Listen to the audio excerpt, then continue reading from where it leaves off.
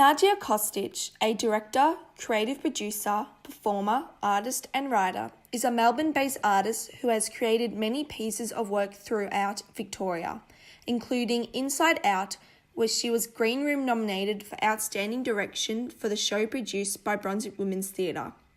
The VCA-trained Kostich has performed in many stage plays for Australian television series. Nadja is a very versatile artist, embracing her love for all aspects of theatre by gaining knowledge and experience in many fields such as performing, writing, directing and producing. Nadja embraces the theory of the changing role of the artist by not having a specialised field in her work, but however becoming very diverse in all fields in the industry. She is a creative worker who in the modern day is succeeding by doing this, due to the evolution of technology in theatre and in the arts. By Nadja becoming educated on technology such as sound, music, lighting as a part of her career has been essential for her to continue to be successful in the Australian artist practicing professional arts industry today.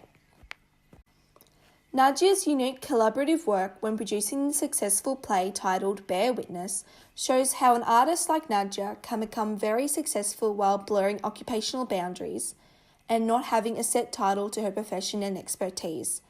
Nadja directed Bear Witness by Mary Laurie in a very flexible and intense way of practice. Nadja used real-life stories from photojournalists from Timor and Iraq on their cultural and political struggles in everyday life. Nadja approached this play by collaborating with them with each element of producing a show. She collaborated with the actors themselves and sound technicians to learn and produce a multimedia production that resembles the evolution of media in theatre in the current day. Nadja allowed the actors to use improvisation throughout rehearsals to create the show, which is a vastly different approach to script writing. Nadja explains in her interview with Paul Andrew from the online magazine Australian Stage that it was a more time-consuming way of writing and producing, but was worth the time as it produced such a real and organic performance and story portrayal. Nadja portrays the theory of occupational blurring furthermore by transitioning and transforming as a content creator from her own private company practice to then evolving into producing works for larger companies such as the Melbourne Theatre Company. Nadja had to learn how to adapt to becoming a writer and director after performing for so many years, and also has learnt the ins and outs of the more professional equipment and technology available to her. She has acquired new skills and new interests applicable across a range of art forms, and has widened her creative spectrum. Kostich has also developed a strong interest in photojournalism and multiculturalism whilst producing Bear Witness, and she has become very passionate about educating Australia on third world countries and their cultural differences.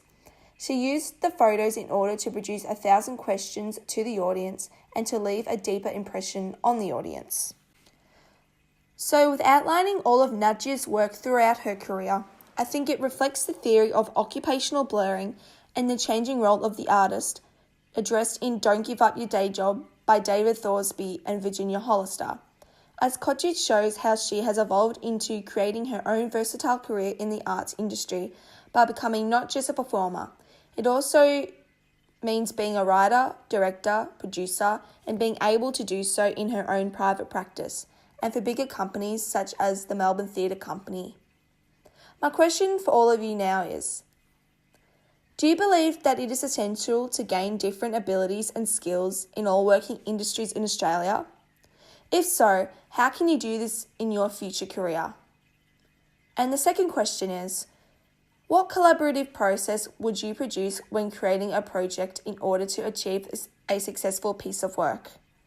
Thank you. This is Natalie Wendt from Deakin University.